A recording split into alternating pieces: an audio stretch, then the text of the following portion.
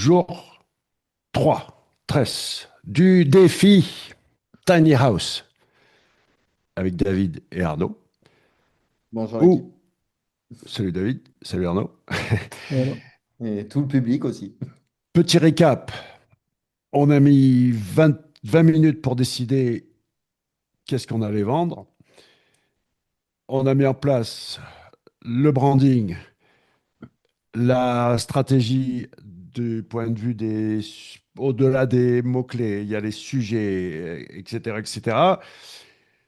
Que ce soit sur le site, que ce soit autour du site, les différents fragments, pour pas utiliser d'autres termes, silo, cluster, peu importe, du point de vue de la thématique, c'est pas juste tiny house.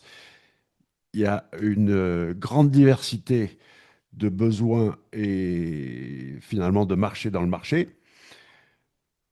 Aujourd'hui, on passe beaucoup plus à l'opérationnel du point de vue de un, l'étude de marché, 2, la technique de il nous faut un actif numérique pour vendre.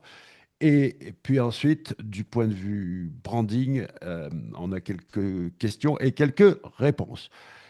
On va pas commencer par le plus beau et le plus intelligent pour une fois, Ah, pas moi? Arnaud. Je suis chaud On- là, j'en ai on- marre. non, Je me casse. non, justement, on va pas commencer par Arnaud le plus beau et le plus intelligent. On va commencer par le plus puissant et le plus fort, c'est-à-dire David, Exactement. qui Comme va, quoi. qui va nous décortiquer un petit peu ce marché qui est allé creuser en profondeur. Explique-nous tout. D'accord, donc avant de se lancer sur un marché, c'est toujours important quand même de faire une étude de marché parce que je vois beaucoup de personnes qui se lancent dans un business et ils font pas ça préalablement. Et donc, du coup, à la fin, ils se disent, ah ben, ce marché, il est pourri, il est en décroissance ou il ne marche pas. Donc, du coup, tout leur business et tout leur travail qu'ils ont mené pendant, voire des années, ben, ils sont tombés à l'eau. Donc, comme on avait dit, on attaquait un marché qui était porteur.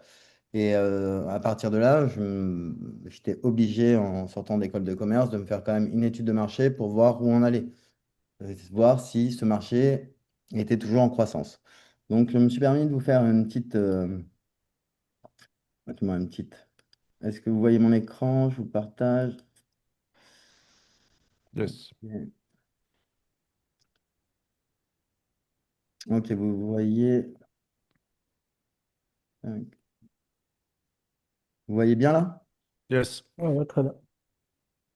Donc, du coup, c'est un marché actuellement qui fait à peu près 20 millions de dollars. On peut voir qu'il est en croissance, plus 27%. Et on a quand même une marge quand même nette importante, entre 35 à 50%. Et par contre, où j'ai été vraiment étonné, c'est sur le nombre de fournisseurs. Je ne pensais pas qu'il y en avait autant. Je pensais que j'allais en trouver aller peut-être une vingtaine, aller une trentaine à tout casser, mais apparemment, il y a plus de 200 fournisseurs. Bien sûr, je vais Wow. vous expliquer par la suite pourquoi il y a 200 fournisseurs dans ce domaine, parce que la TinyUAS, ça fait longtemps que ça existe en fait, et surtout on va dire les conteneurs. Et ça n'a jamais pris en fait essor parce que les conteneurs, ça coûtait très très cher. Et maintenant, grâce à ben, la technologie, la robotisation, l'IA, ben, ça coûte beaucoup moins cher. Le transport aussi qui baisse par rapport au prix du conteneur. Donc maintenant, on a quand même des prix abordables. Donc répartition géographique. Donc on voit très bien que quand même, bien sûr, en Amérique du Nord, ils sont bien sûr en avance encore sur le projet, mais on voit bien qu'il y a un gros marché quand même en Europe, ce qui nous arrange bien, comme c'est celui qu'on nous allons attaquer en priorité. Asie-Pacifique, un peu moins, et après le reste du monde. Donc on voit bien que ça se concentre bien sur l'Amérique et sur l'Europe. Donc ce qui est bien pour nous, on est dans la bonne zone géographique de ce développement de ce business. Donc pour l'instant, pour moi, tout est dans le vert. Il y a une projection de croissance qui, on voit par rapport à 2030, bah, qui est toujours en évolution, et qui a toujours été en évolution. Donc, ce qui est très, très, très, très bon et qui me force à me dire qu'on a choisi une très bonne idée de business. Pourquoi il y a ce moteur de croissance? Il faut absolument le savoir. C'est actuellement la crise de logement, comme vous savez tous. Les biens immobiliers, ça prend de plus en plus de la valeur. Et là, désolé de vous apprendre ce qui va se passer au niveau du business. Toutes les entreprises de la tech, elles vont couler de plus en plus grâce à l'IA. Et on voit déjà tous les milliardaires les plus riches de la planète qui vendent leur part, comme bah, Bill Gates, tous les plus grands en fait là actuellement, et ils vendent leur part pour acheter des terrains. Parce qu'ils savent que si on regarde depuis 2000 ans, le seul truc qui n'a jamais eu de crise en fait, c'est tout ce qui est la propriété, les achats de terrain, l'immobilier. Donc ils se cassent de la tech pour investir là-dessus. Donc l'immobilier va de plus en plus monter. Et, alors toutes les personnes qui disent sur YouTube, oui, bientôt c'est le crash de l'immobilier, euh, encore que du scam sur YouTube. Bon, passons. Après, il y a aussi une conscience écologique. Il faut savoir que les nouvelles Team House, ils essayent de pencher de plus en plus sur le 100% écologique avec les panneaux solaires, tout ce qui est, et en plus, c'est une petite habitation, donc pas beaucoup de consommation. Donc, il y a cette conscience aussi que les gens ben, qui sont dedans. Et aussi, le plus gros, c'est que l'innovation. Maintenant, une team house, tu m'en montrais une il y a à peu près, on va dire, 10 15 ans. Je ne l'aurais même pas loué en Airbnb. Là, des fois, par rapport à ma baraque, je me dirais que bah, je serais mieux dans une team house à pas me faire le ménage 3 heures par jour. Donc, ce qui est, voilà, il faut prendre ça en considération, que l'innovation est fortement impliquée dans ça. Maintenant, on arrive dans le team house, ferme-moi les stores, allume-moi la télé, tout à l'oral. Maintenant, tout est synchro. Donc, au niveau de l'innovation, c'est vrai que c'est aussi, on va dire, un moteur de croissance pour la vente des team house. Donc, on voit ben, le premier marché, surtout qu'on va attaquer, c'est le marché français. Là aussi, on le voit très très bien en évolution. Donc, c'est bien pour nous, comme c'est le premier marché que nous allons attaquer. Bien sûr, après, on ne va pas se cantonner qu'au marché français, bien sûr, comme on l'a dit. On va se cantonner à tout le marché de l'Europe en priorité. Mais en tout cas, on peut attaquer avec un site français. Et si j'ai regardé un petit peu dans les autres pays, et en France, c'est vrai que c'est un des secteurs où ça évolue le plus. Qui achète, voilà. Après, il faut savoir qui achète les team house, comme on dit, créer une persona pour bien cibler. Donc, au niveau de la répartition des âges. Donc, on voit qu'il y a quand même plus de 50 ans. Franchement, ça m'a étonné ça. Je pensais que c'était plutôt les jeunes qui allaient plutôt investir, les petites familles, 30 35 ans. On a les moins de 30 ans, sûrement avec peu de budget et qui ne veulent pas se casser de leurs parents parce qu'ils en ont marre, donc ils ont cette solution. 30 40 et voilà, 40 50. Donc ça se répartit un petit peu. Je pense que c'est vraiment les plus de 50 ans parce qu'ils ont déjà un terrain et qu'ils veulent installer une tiny house chez eux. Ou je pense que c'est ça qui joue et c'est pour ça qu'ils sont en favori, en nombre dominant dans ça. Après, motivation d'achat. Bah, forcément, accessibilité financière, on va pas se mentir, hein, à peu près comme tout, hein, on va dire. Optimisation de l'espace. C'est vrai que tu as un petit terrain, il vaut mieux avoir une petite maison et profiter du terrain que d'avoir une grande maison sans terrain. Donc, optimisation de l'espace aussi, quand tu as un camping et tu veux installer voilà, plusieurs team house. C'est optimisation de l'espace. Tu peux vraiment faire de très bonnes optimisations. Et je me rappelle, j'étais allé, je sais pas si tu te rappelles, quand j'étais venu te voir en Andorre, il y avait un camping où j'avais loué une bulle avec ma Ouais. fille. Et quand j'étais rentré dans ce parc-là, je trouvais que c'était super bien optimisé. Et toutes les bulles, elles étaient cotées, mais à chaque fois, bah, mais il y avait des barrières et tout. Tu t'étais en totale intimité. Et c'est vrai que c'est pas mal. Tu as un camping, tu fais ça, tu es bien avec la team house. T'es pas, tu peux grave optimiser. Minimaliste, t'as pas de superflu, tu vois. Moi, j'ai une cave. Retenez ce qu'il vient de dire du point de vue de je suis rentré dans ce petit village avec des bulles et c'était bien, tatati, je vais m'en servir plus tard pour ma partie. Donc, hold that thought. Ça marche.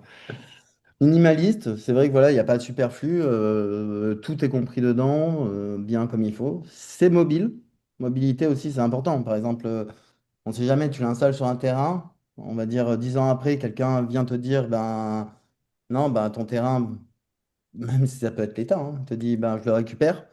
Bah là, tu te retrouves, bah, tu n'as plus rien. Que là, tu prends ta team house et tu t'en vas. Tu vas sur un autre terrain, tu veux être mobile.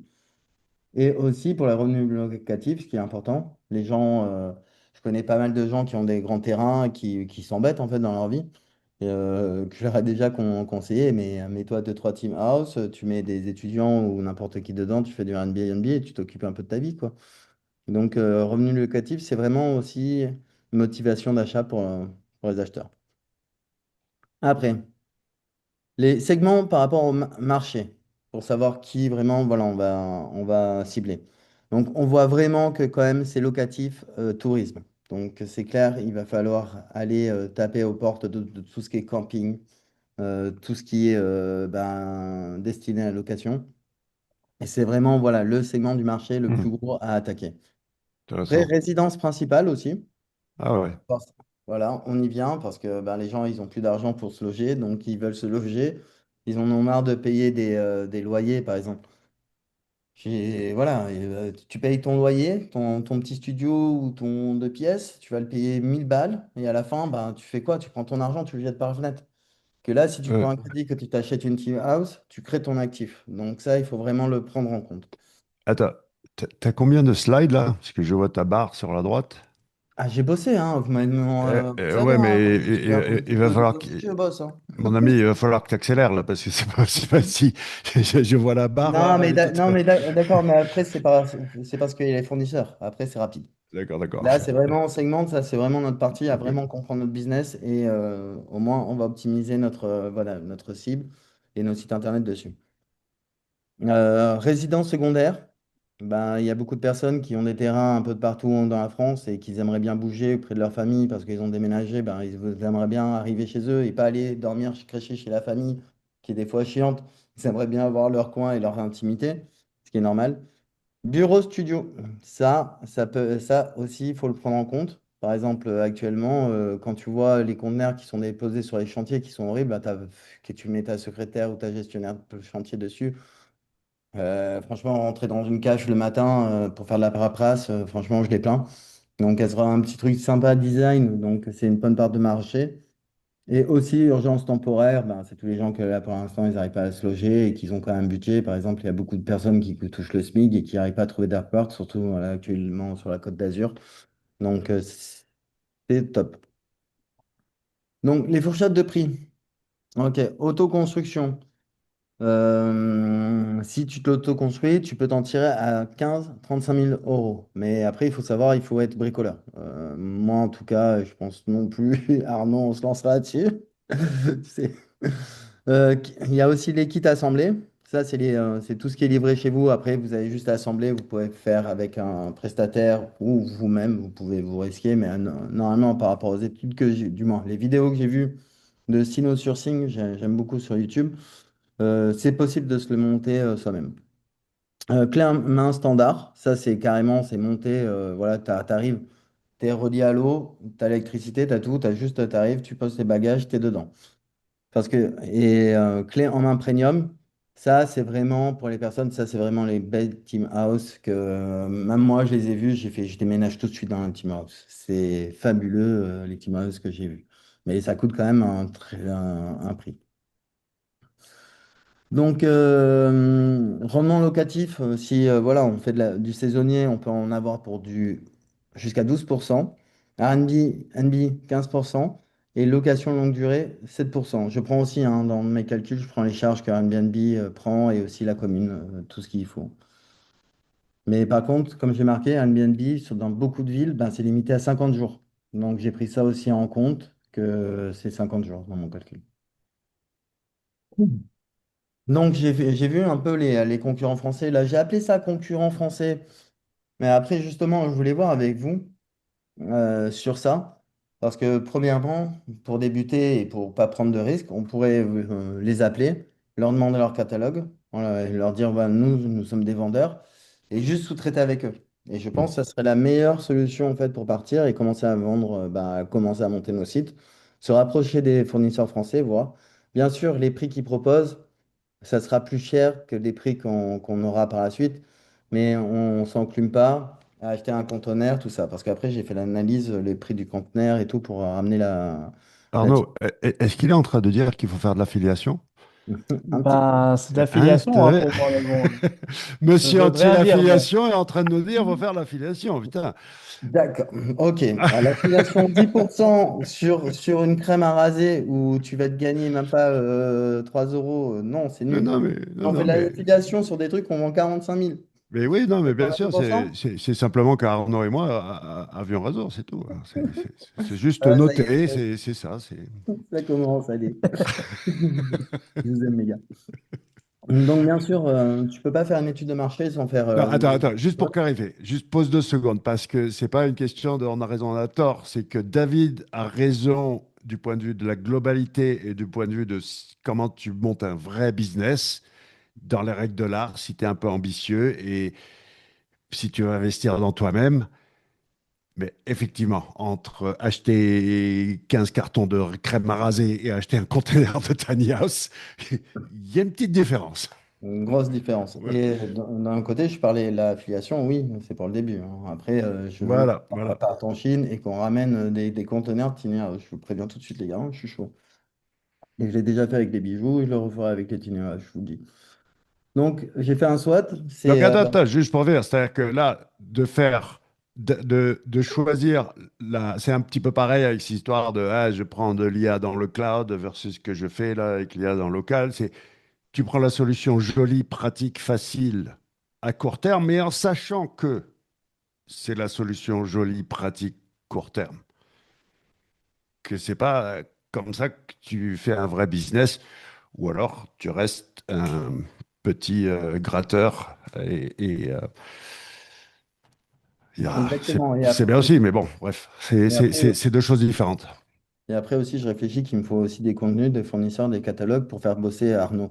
Sinon, Mm. Oui, ça va avancer. oui. C'est tout ça, mon truc. Je veux voir la pub après PrestaShop. Bon, alors, analyse SWOT, c'est aussi, voilà, c'est toute analyse de marché. C'est toujours, tu vas analyser les forces, les opportunités, les faiblesses et les menaces du marché. Donc, nos forces, par rapport à une habitation traditionnelle, on peut avoir jusqu'à 90% de coûts en moins. Croissance en France de 27%. Il y a une demande supérieure à l'offre, carrément.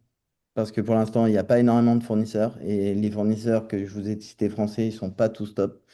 Donc voilà, c'est surtout des conteneurs. Multi-usage, voilà, on peut faire tout ce qu'on veut, de la résidence, du tourisme, de l'investissement. Et forte viralité sur les réseaux sociaux. C'est vrai qu'en ce moment, voilà, et faire des vidéos sympas sur une team house, bah, tout le monde, ça fait un petit peu rêver. Donc ça, c'est vraiment aussi accentué sur les réseaux sociaux. Opportunité, crise du logement, ça c'est clair, hein, vous confirmez tous, hein.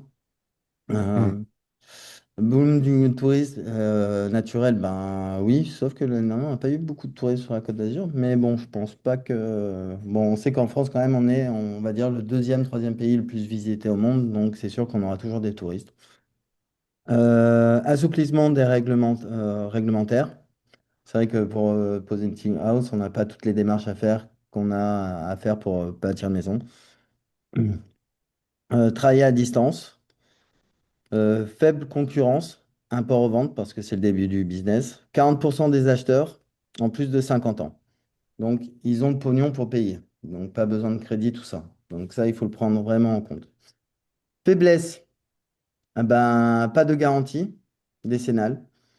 Financement bancaire complexe, parce que pour l'instant, ben, les banques, comme toujours, elles ont un train de retard. Donc, ben, pour l'instant, je vais investir dans une petite house. Ça va être compliqué. Peut-être par la suite, on trouvera un partenaire bancaire qui nous suivra sur ça. Au moment, on pourra proposer Team House et le crédit en même temps. Stigma habitation précaire. Et tout le monde croit actuellement que c'est des fabrications précaires, que ça va tomber. Pourtant, ça arrivait avec les conteneurs et les conteneurs, c'était solide. Mais pour l'instant, dans la tête des gens, ils se disent oui, je vais acheter Steam House. Dans 10 ans, bah, il n'y en aura plus, elle sera démolie. Donc là aussi, c'est à nous de jouer sur le site pour les rassurer avec une garantie et disant que ça dure plus qu'une maison en bois. Bah, il faudra bien le mettre en avant. Cycle de vente. long, 3 à 15 mois. Justement, j'ai discuté avec une personne au restaurant et elle me disait, ouais, moi je suis intéressé et tout. Oh, là, justement, là, on va acheter le terrain.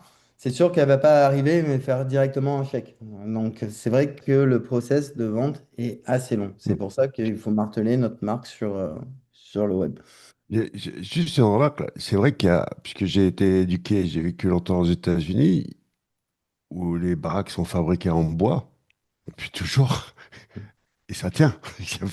C'est vrai qu'il y a un décalage entre la mentalité occidentale européenne de ah, si c'est en bois, c'est précaire, alors que Oui, il y a ça dans la tête. non, Mais après, le bois, si tu l'entretiens, il tient. Mais ouais, complètement. laisse une maison en bois, tu Euh, pars pendant, on va dire, 10 ans et tu reviens, t'es pas sûr de retrouver ta maison. Il faut l'entendre dire, c'est sûr. Mais ouais, enfin, bon, bref, peu importe, C'est un passons. Allez. excellent isolant en plus, le bois, Ouais, généralement. ouais, non, non, mais il y a, enfin,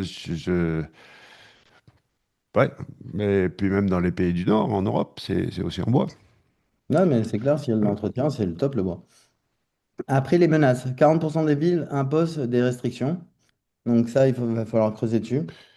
Ah oui, Conjoncture économique. il y a le truc des roulettes, là, puisque c'est sur roulette, Mm. certaines. Pas toutes, hein, tu peux mettre des fondations, mais il y en a où, justement, l'idée, c'est de les laisser sur des roulettes. Et effectivement, il y a des législations qui sont contre les roulettes. Après, il y a une conjoncture économique, les taux d'intérêt qui risquent de monter. Mais j'ai repéré les menaces. Bon, après, ça monte à 1%. Je ne sais pas trop si ça a impacté notre business. Il Il y y a a une peur. règle dans le business, les amis. Il faut démarrer des business en temps de crise.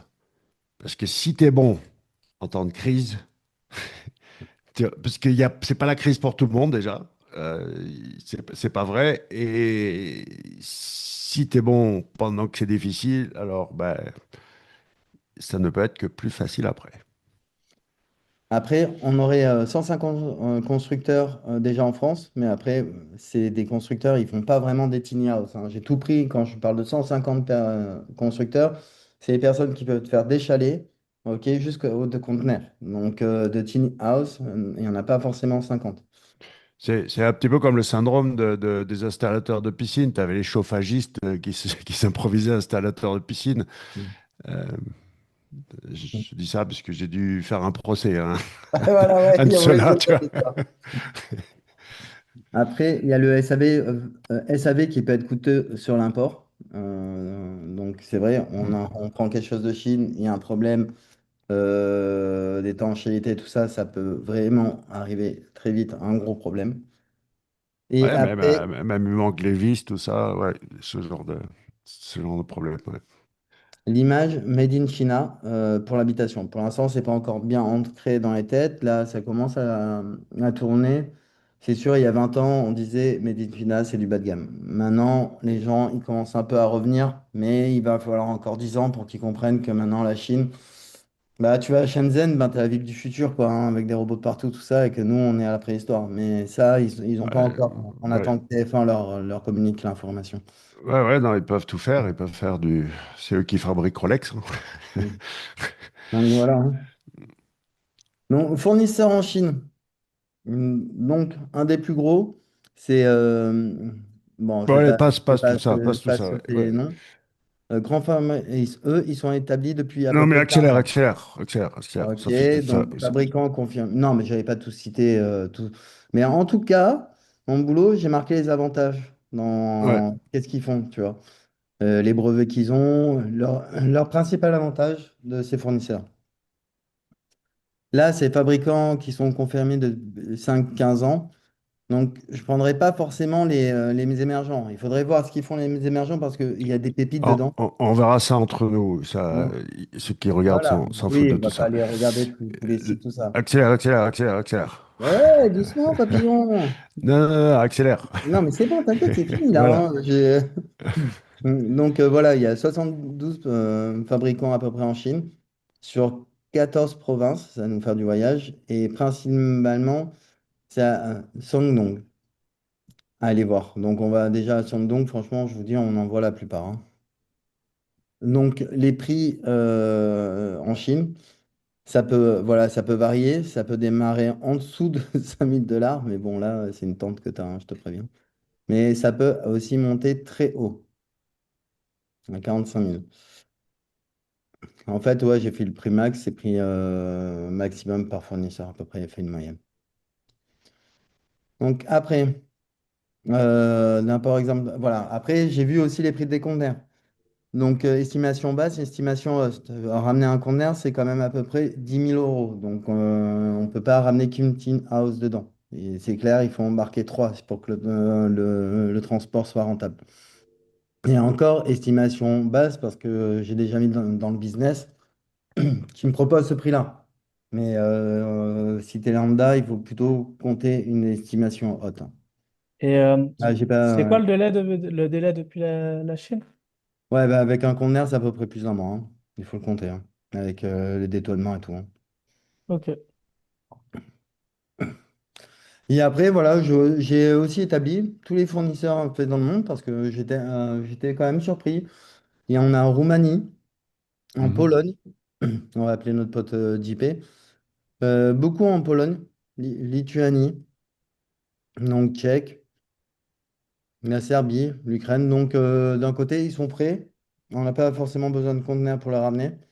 Je pense qu'il faut aller gratter aussi. Je vous ai parlé des fournisseurs français, mais je ne savais pas qu'il y avait autant de fournisseurs en Europe. Il faudrait peut-être aller gratter aussi là-dessus. Moi, je te Donc, propose, tu vas toi en Turquie et moi, je vais en Lituanie au hasard. non, moi, je vais en Pologne avec Ou en JP. Lettonie. Donc, Turquie, la France, j'ai tout répertorié, tous les fournisseurs, aussi l'Europe. Il y en a en Magnifique. Inde, mais je pense pas que ça va nous intéresser. Asie du Sud-Est. Là, on a vraiment tous les fournisseurs mondiaux, hein. On a de quoi s'amuser, hein. Superbe.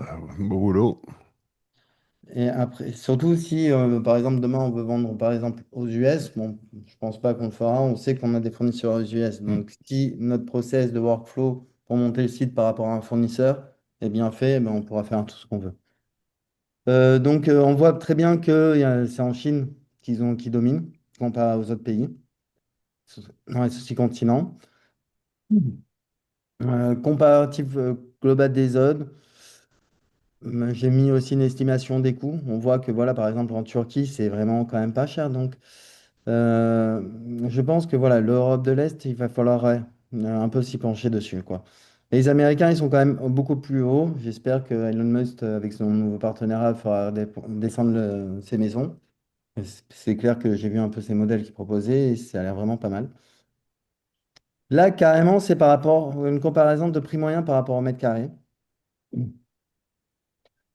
Là, c'est entre 20 à 30 mètres carrés. On voit à peu près les prix. De toute manière, si vous voulez qu'on vous partage l'étude de marché ou quoi, n'hésitez pas, hein. Là, Laurent, il va se dire, non, pourquoi tu as fait ça? Alors, marge import-revente. Donc là aussi, on voit qu'à tout le temps, on a quand même une marge brute assez confortable. Donc en gros, c'est pratiquement un cof 2.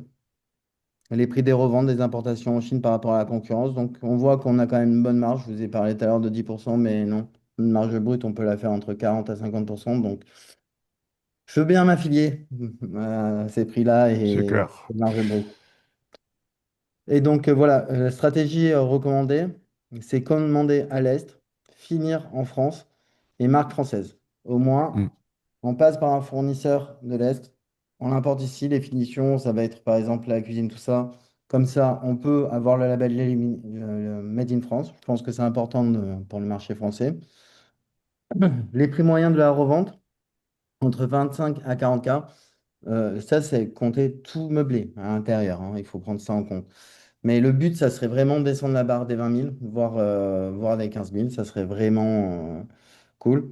Et avec notre marge, et si on se démarre bien, on pourrait faire 1,35 million la première année si on se bouge bien le cul. Donc ça fait un peu rêver. Cool. Bah, après, voilà, oui. Donc les stocks illimités, ça c'est le budget de lancement. Si on voulait vraiment, voilà, si on était là, on fait, ouais, écoute, bah, si on trouve dans notre communauté quelqu'un qui va investir dedans, je lui ai même fait le business plan, qu'est-ce qu'il fallait faire et le prix que ça Mm. voulait faire. On cherche des investisseurs, hein. On va pas cracher dessus par contre là, ça, Laurent, On on est d'accord. cherche. cherche des vendeurs, Et- on cherche du monde pour, effectivement, du point de vue de acheter et vendre. Bien sûr qu'on peut partager l'étude, mais tout le monde se demande avec quoi il a fait ça, les gars. David, c'est un J'ai hipster, pas c'est un hipster de de Claude Code, code. d'accord? Donc voilà, Forcément, c'est- c'est- j'ai pas refait la roue, hein. J'ai c'est- un peu quand même tout utilisé Perplexity quand même. Et il m'a sorti pas mal de trucs sympathiques. ChatGPT, j'ai essayé, mais non, non, toujours pas. Donc voilà. Donc ouais, on cherche des haters, pas d'haters non plus. Donc voilà la stratégie. Et voilà, c'est prioritaire, tout ce qui est le tourisme, les bureaux de jardin et résidence principale. Donc il faut vraiment se consacrer sur ça, déjà faire ces trois sites, ok, directement dès le début, en plus du comparateur qu'on va faire sur le système que Arnaud a choisi. Après, dernier truc, et je laisse la main à Arnaud. non, je vais passer d'abord. D'accord, ok, je te laisse la main. Arnaud est puni, Je Non, suis mais dernier comme. je vais faire un petit cadeau. Donc, comme on avait discuté ensemble, je l'ai renommé, ça y est, ça s'appelle plus Perfect Cocon SEO. J'en ai mal au cœur, hein, parce que c'était quand même l'accroche. Je l'ai renommé Private Website Network pour que les gens ils comprennent mieux maintenant que voilà, on crée des réseaux privés, même avec des vrais sites. Donc, c'est le nouveau nom de PBN, maintenant c'est PWN. Et voilà ce que j'ai fait pour Arnaud, parce qu'il avait bien aimé ce nom. La maison des Lucioles, que j'avais trouvé bien. Bon, bien sûr, voilà, en plus, je travaille avec un ami sur le projet qui tente bien, il faudra qu'on l'invite.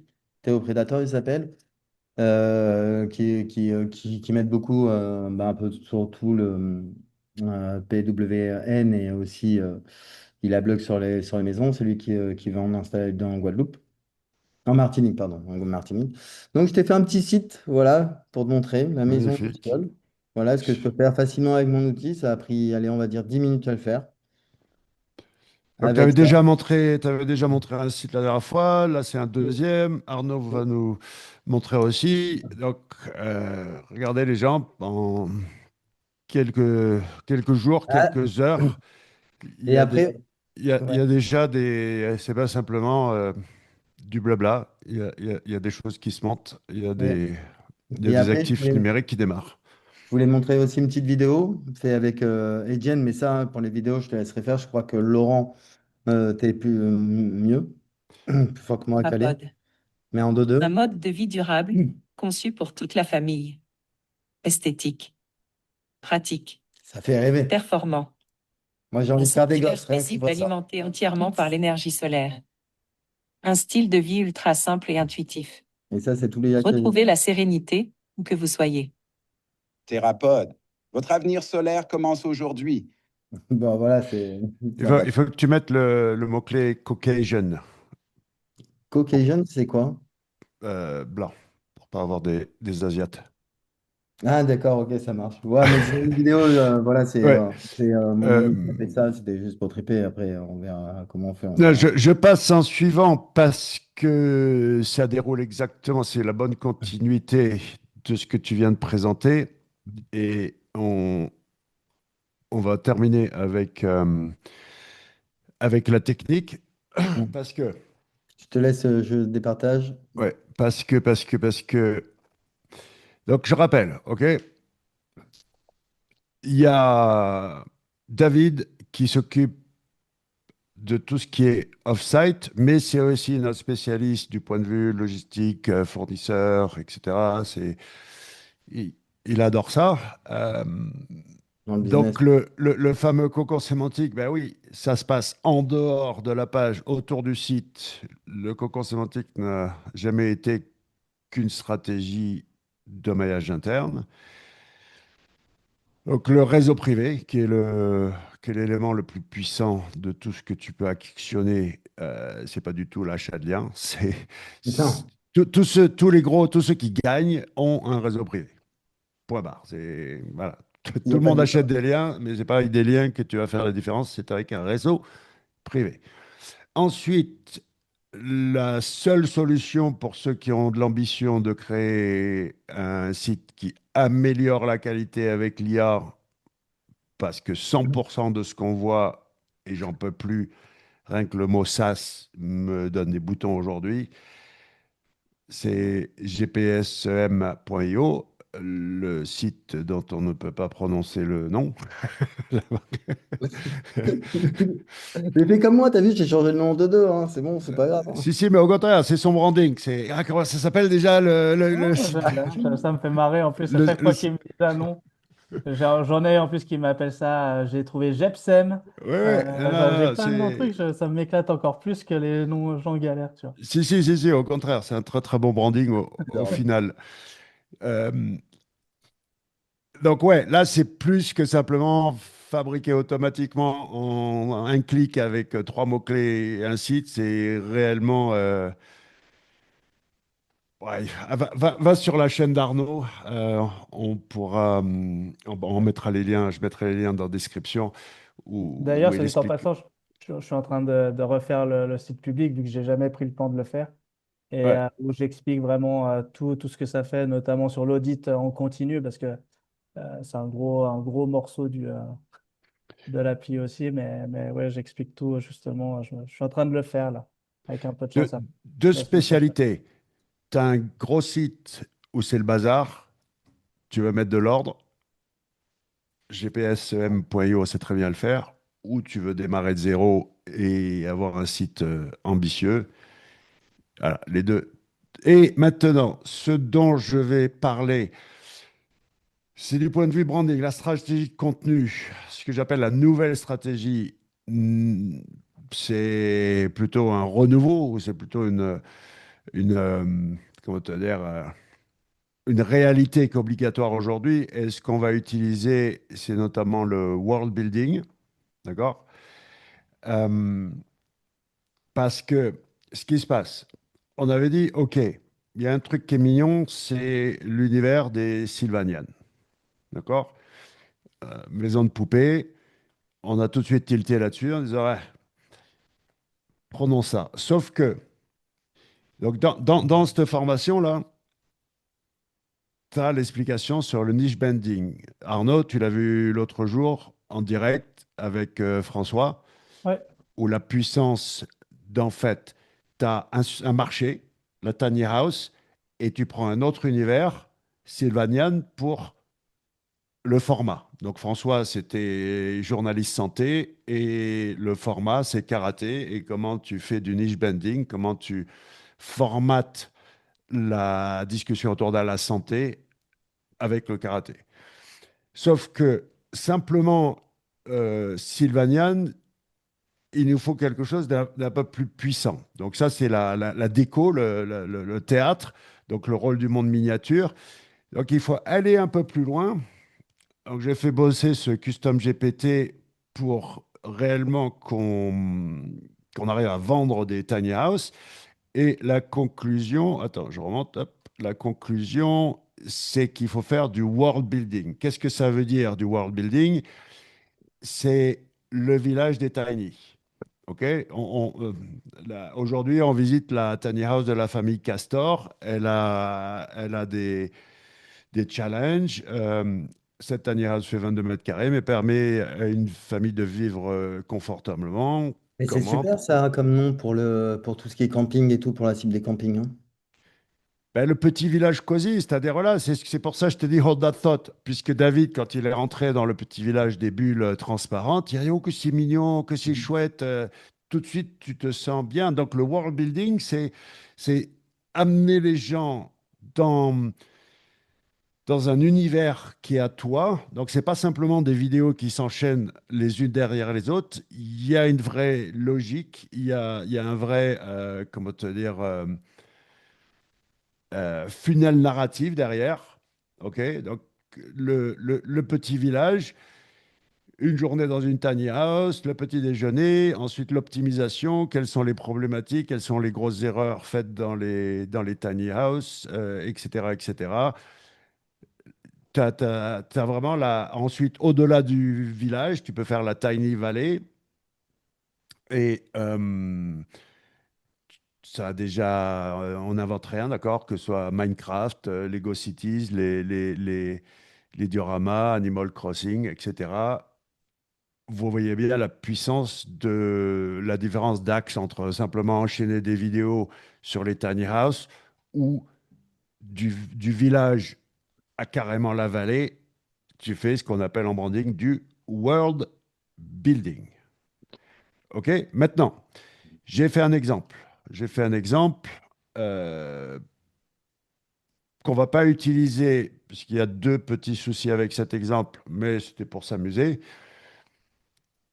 Regardez comme c'est mignon. Alors, c'est en anglais, par contre. On n'entend pas le son là. Ah, t'entends pas le son? Comment ça se fait qu'on n'entend pas le son? Pourquoi on n'entend pas le son? Je ne sais pas pourquoi on n'entend pas le son. Faut que tu redémarres ton PC. Tu. Ah, on jokait tout à l'heure parce Là, que. là, vous entendez? Non. Attends. Zoom, zoom, zoom, zoom, zoom, zoom. Sinon, c'est pas grave. Je vous raconterai ce qui se passe du point de vue du Ouais, de toute manière, l'écriture. speaker. Speaker, si, c'est De ça. toute façon, ni moi ni David ne savons entendre l'anglais, on sait que le lire, donc Là, ça marche? non, Non? Toujours pas. Alors, attends. C'est pas grave. C'est pas grave. pas grave. Il y a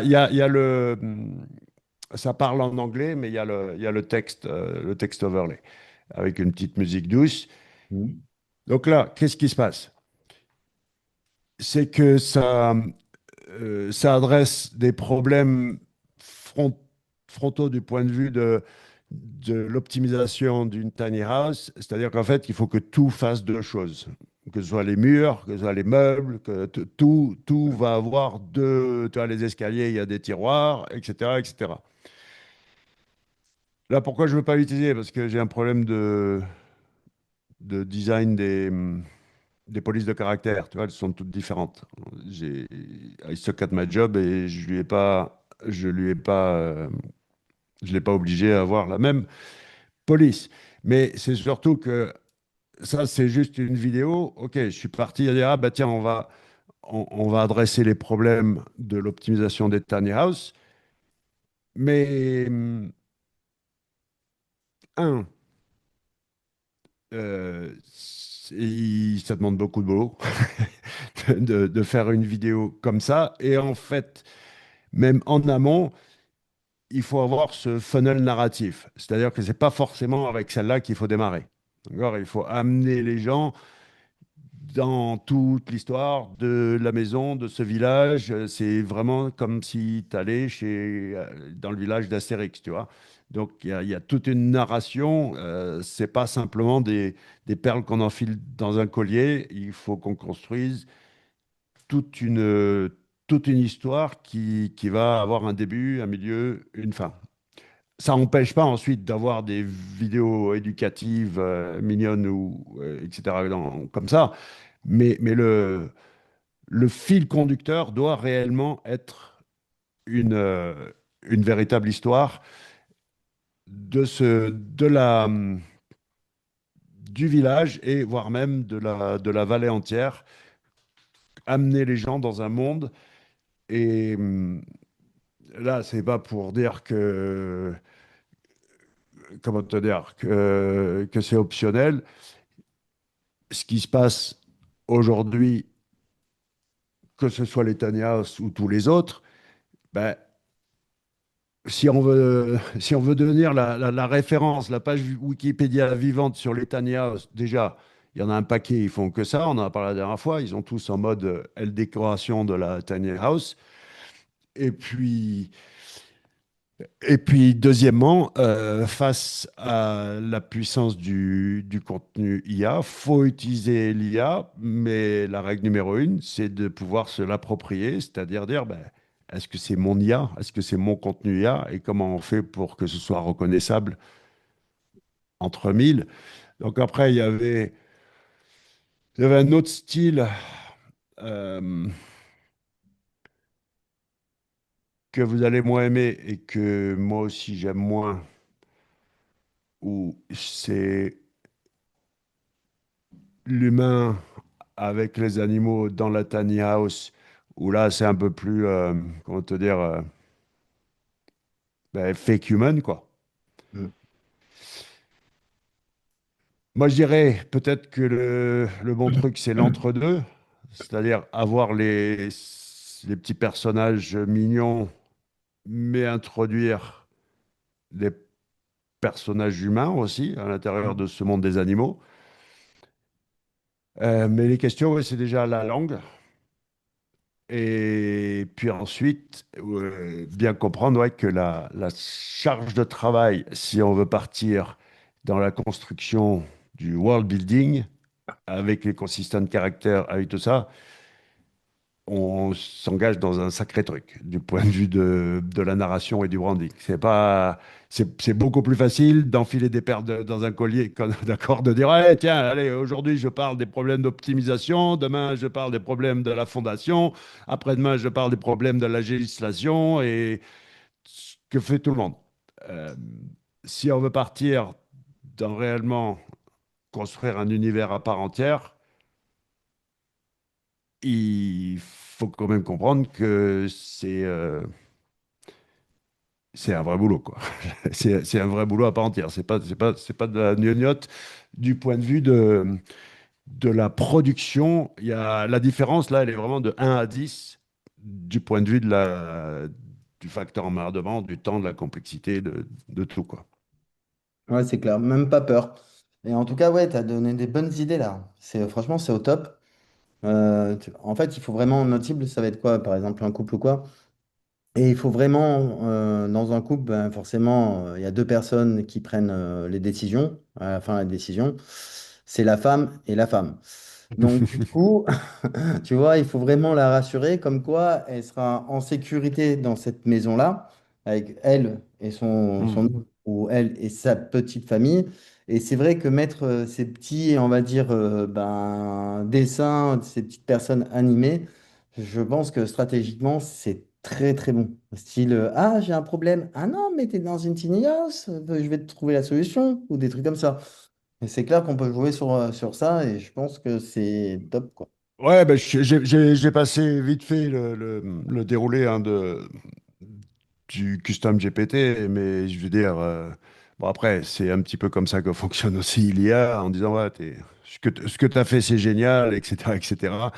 Mais tous les voyants sont au vert en disant, plus je ne l'ai pas amené, en disant, il connaît toutes mes stratégies de contenu, il a dit, OK, il faut aller dans le world building, il faut vraiment que tu crées un univers à toi, et ensuite que tu ailles sur les angles, ce qu'il appelle les angles d'autorité. Donc, aller bien en tête sur tout ce qui peut, toutes les objections, les peurs, les angoisses, etc., etc.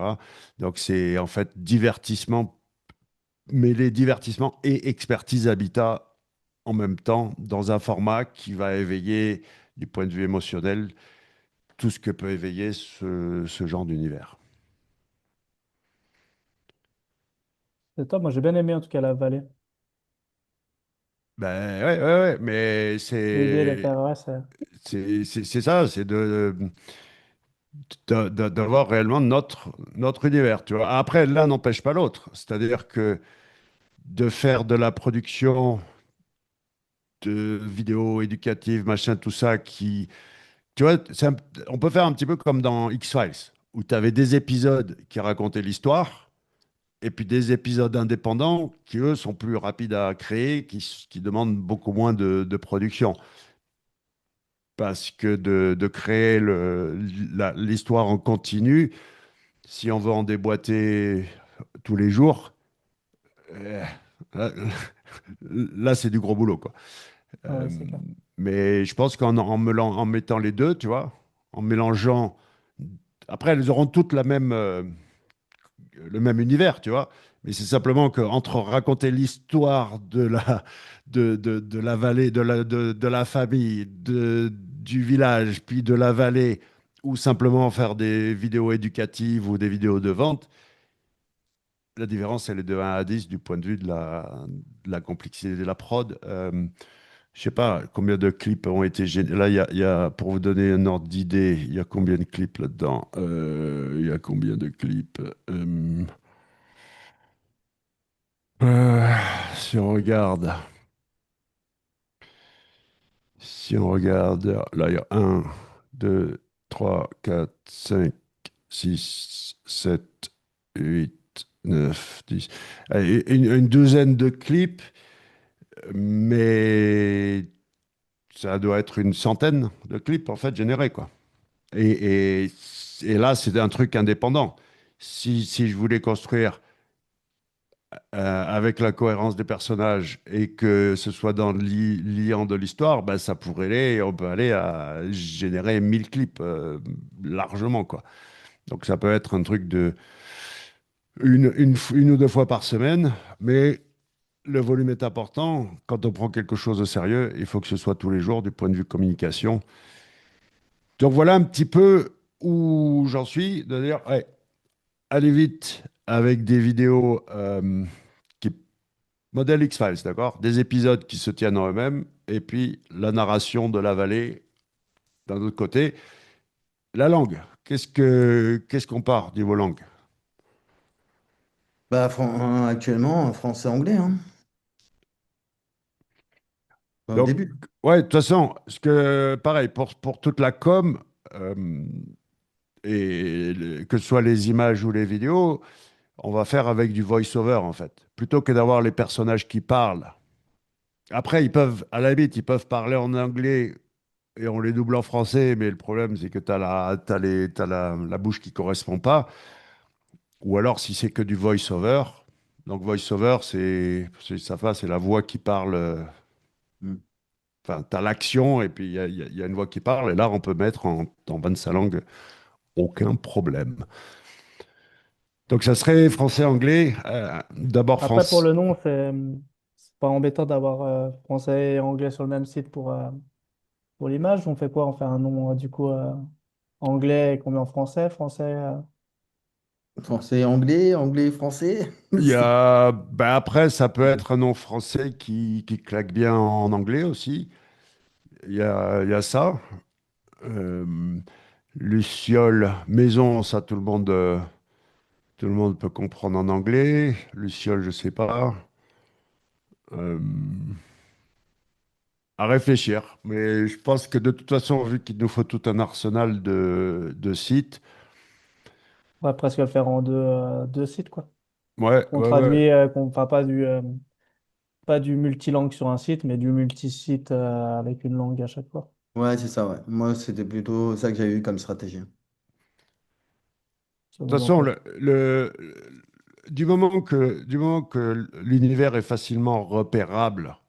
Je vous rappelle que le branding, c'est le petit poussé, c'est des cailloux que tu sèmes et les gens disent ah, comment ça s'appelle déjà la marque de Tiny House qui. Trois petits points. Et c'est à nous de jeter ces petits cailloux. Donc là, il y a un petit caillou avec les Sylvanian Family, ou plutôt les petits personnages miniatures. Tiny Family, hein. Ouais, Tiny non, F- bah, après, non, mais après, on s'en renferme sur la famille. Oui, non, on trouvera quelque chose loin du point de vue copyright. Mais pensez toujours à ces histoires de, OK, voilà, la vallée, le village, la famille, il faut qu'elle ait un nom bien identifiable, OK? Il faut qu'elle devienne célèbre. À la limite, c'est, si la famille devient plus célèbre que le nom du site, peu importe, c'est pas nous qui jugeons. On va Mm. passer à Monsieur Arnaud pour terminer en beauté, puisque c'est toujours. On garde le meilleur pour la fin, bien sûr. Ça m'a coûté cher, hein, Laurent, pour qu'il me dise autant de compliments. Tu as promis quoi, là? Tout un réseau de mobile? Qu'est-ce qui se passe, Je sais là? pas, je sais pas. Cool, bah ouais, alors moi j'ai choisi donc la solution technique pour les sites principaux. Du coup, je suis parti sur une install simple hein, d'un PrestaShop. Alors, je vais expliquer pourquoi PrestaShop, bien entendu, et pourquoi je suis parti sur une solution e-commerce dans notre cas. Je partage la Alors, deux fenêtre. questions. Deux questions. Un, pourquoi t'as pas vibe codé un site? Ouais, je vais t'y répondre. Et deux, pourquoi pas WordPress? Deux bonnes questions. C'est ce que tout le Euh, monde pose là. Pourquoi il faut vibe coder un site aujourd'hui. T'es pas un hipster si tu vibe codes pas ton site. ouais, alors, tac, tac, tac, je vais juste, je regarde juste que je ne trouve pas ma fenêtre comment dire, Google Chrome, c'est bizarre. Ben, Ah, normal, non mais je vous rappelle qu'Arnaud est sur PC et que tout est beaucoup plus compliqué sur PC alors que nous sur Mac Ouais, Mac, on est bien. on swipe et on a toutes les Éditeur de fenêtres, Mac. voilà. Ça. là, Mais, mais bon. Si tu veux être au top, il faut avoir un Mac et Cloud Code. Non, mais alors tout le monde sait que je suis utilisateur de maths, mais tout le monde sait aussi que T'as pas Cloud. je suis contre les hipsters. Donc, David, il a tout faux. Il a un MacBook Pro, ça c'est pour les hipsters. Tout ce qui est pro chez Apple, c'est pour les hipsters. Et il a Cloud Code. Donc, N'importe c'est. quoi, ce gars. Mais je l'aime quand même, hein, ça n'empêche pas, vous voyez? top. Ouais, alors pourquoi j'ai pas Vibe codé et pourquoi j'ai pas choisi WordPress? Deux belles questions. La première, je vais juste expliquer pourquoi j'ai fait mon choix, puis ça va un peu expliquer puis on va expliquer en parallèle les problèmes du vibe coding, puis après je dirai pourquoi PrestaShop plutôt que WordPress. Euh, En gros, ce qu'on sait, c'est que sur certaines SERP de Google, parce qu'on va quand même viser donc le trafic de Google, on sait qu'il y a des mots, des mots-clés, eh bien, ils attendent un type de page. Et typiquement, il y a des mots-clés. Si vous tapez paire de ski, par exemple, comme exemple simple, si on tape paire de ski dans Google, de ski, hop, eh bien, en fait, toutes les pages, ou 99% de la première page, vont être des pages de catégorie d'e-commerce. Alors, quand tu as ça, bah, tu peux essayer de faire tous tes guides sémantiques, tous tes backlinks que tu veux pour essayer de pusher une page de contenu. Google, ce qu'il attend, c'est une page de catégorie de produits et c'est tout. Donc, tu peux essayer de tout optimiser. Si tu lui donnes pas une page de catégorie optimisée, ben en fait, il ne te placera pas dans Google pour ce mot-clé-là. Ce qui est cool avec un site e-commerce, c'est qu'on peut très bien s'en servir comme un site vitrine et donc faire des pages de catégorie de produits et des pages de catégorie et des pages de produits, des pages de produits. Alors, le vibe coding, eh bien, ça devient vite compliqué quand on fait des grosses structures. Pourquoi? Parce qu'en fait, si on va, je suis désolé, je vais montrer un petit peu de code, hein, vous voyez mon écran, Ouais. hein. Si on va dans le code source, donc là, il n'est pas concaténé, rien du tout. En fait, il y a plein d'éléments qui sont ajoutés automatiquement par les CMS d'e-commerce. Arnaud, ça veut dire quoi concaténer? Voilà, c'était pour les premiers. Bon, il est bien visible pour tout le monde. Le code source, il n'y a pas de minification ou autre. C'est quoi Euh, minification? Je te rappelle, on parle pas Cogeek là. Ouais, désolé. Bah, en fait, c'est que les fichiers, pour gagner de la place, typiquement, on va supprimer tous les espaces parce qu'ils ont un poids.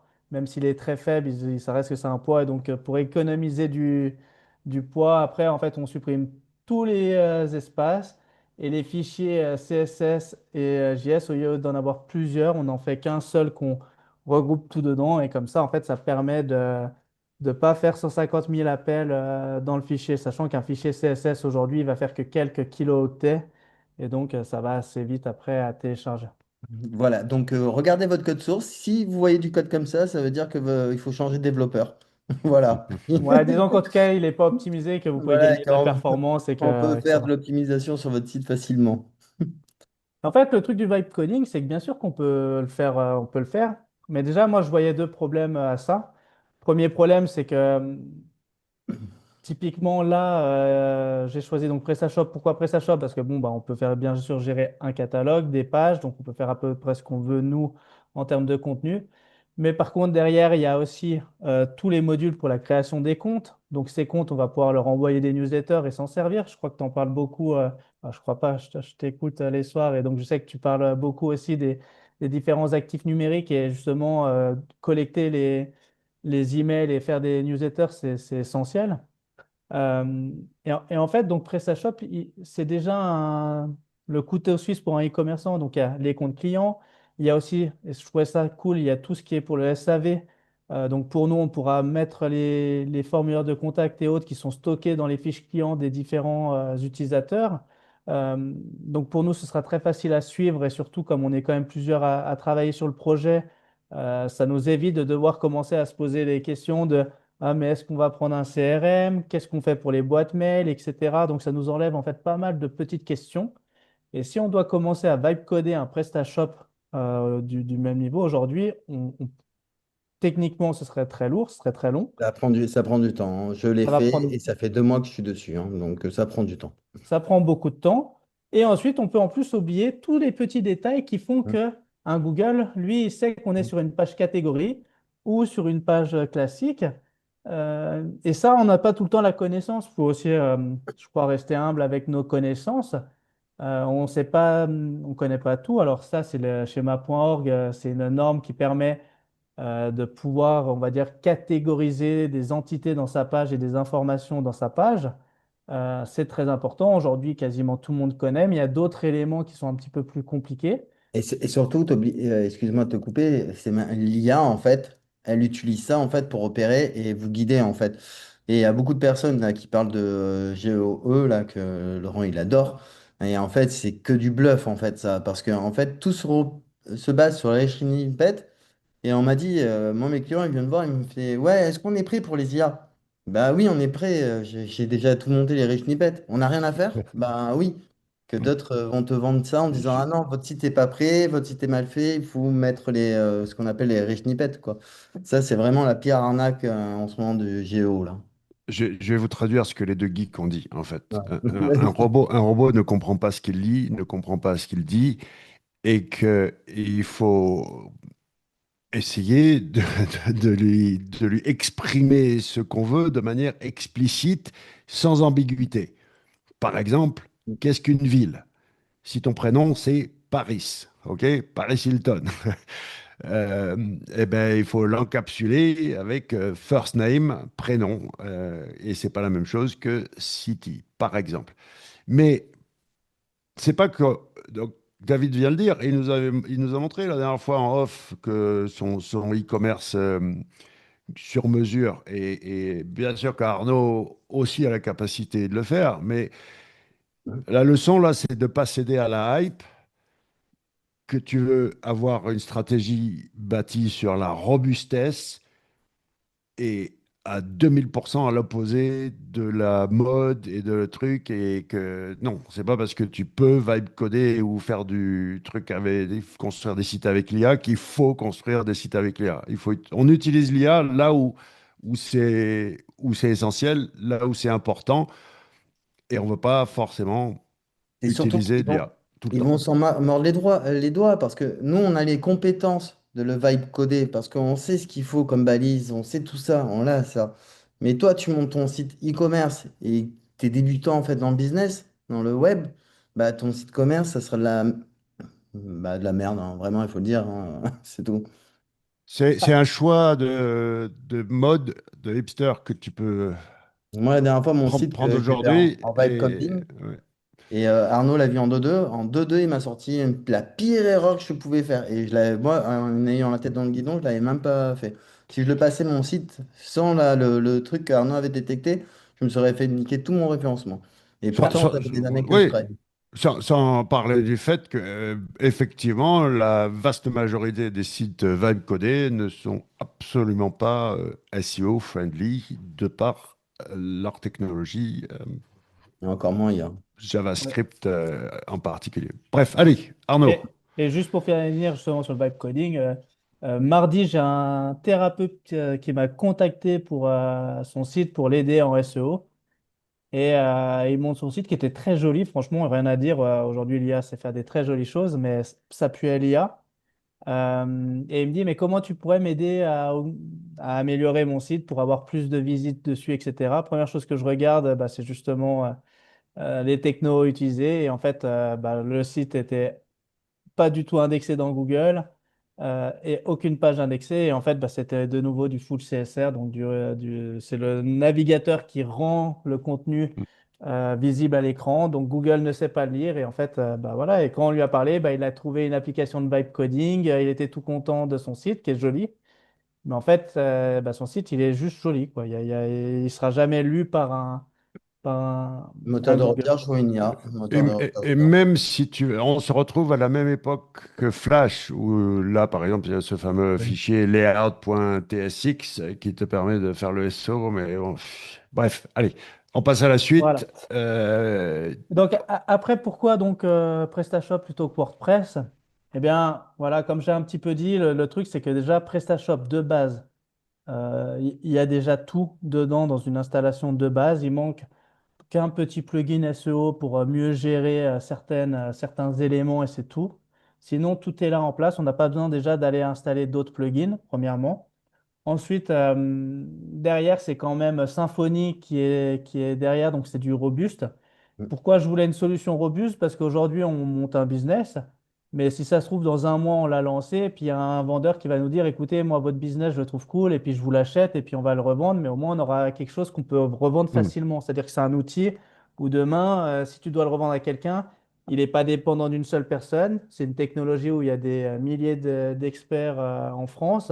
Donc, ça se revend, ça a une vraie valeur, c'est un actif qui a une vraie valeur déjà technique. Parce que si on le fait monter en référencement et qu'il est transmissible, il a une valeur. C'est pas il n'y aura pas de dette technologique dessus. J'aurais pu m'amuser à aller sur des technologies un peu plus lourdes. Pour autant, on n'a pas des moyens illimités, donc on ne va pas aller sur du Magento, par exemple, qui aurait été mon choix d'excellence, mais qui nous aurait demandé des infras un peu plus lourdes que pour démarrer avec un PrestaShop. Voilà. Et j'aime bien pourtant WordPress, mais je pense que PrestaShop pour ce genre de produit est quand même 3 crans au-dessus, quoi. Moi, c'est vrai que Le, tu parles avec le cœur, j'adore PrestaShop, hein, donc ça va. non, mais PrestaShop, c'est un peu le mal-aimé qui a toujours eu ce complexe d'infériorité par rapport à Magento, mais qui, clairement, tu l'as dit, le mot, c'est robustesse. Bon, je ne crois pas au miracle, mais il y en a tous les jours. WordPress est un miracle du web. C'est... Bref, on ne sait pas comment ça marche, pourquoi ça marche, Bon, après, c'est une mais ça marche. plateforme de blog, hein, donc vraiment, il suffit d'un Ouais. module. Tandis que PrestaShop a toujours, de par son complexe d'infériorité vis-à-vis de Magento, a toujours voulu essayer de prouver qu'ils avaient leur place. Et effectivement, c'est un choix de robustesse. Donc bravo, bravo à Arnaud. Et puis surtout d'avoir démontré que Ouais. en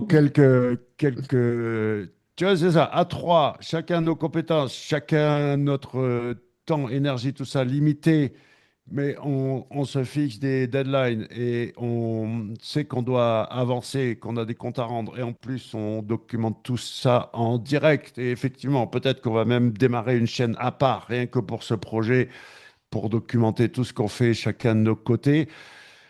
On va densifier encore plus puisque là, il va falloir passer ben, à la phase de sélection des fournisseurs et la phase de branding. Donc là, vous avez vu le PrestaShop, il y a l'identité de marque, ok, mais vous allez voir non plus qu'on va pas se prendre la tête pendant 6 semaines à décider le logo, le machin, le truc. Ça va être réglé en 5-5 et dès la semaine prochaine, il y aura donc l'identité de marque.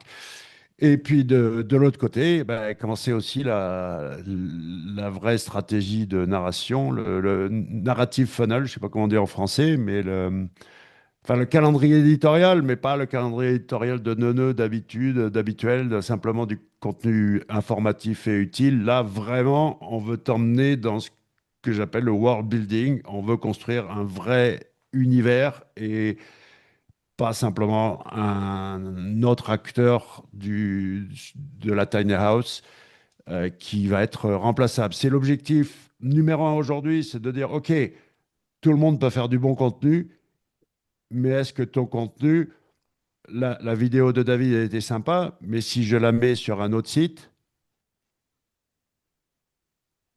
peu importe. D'accord?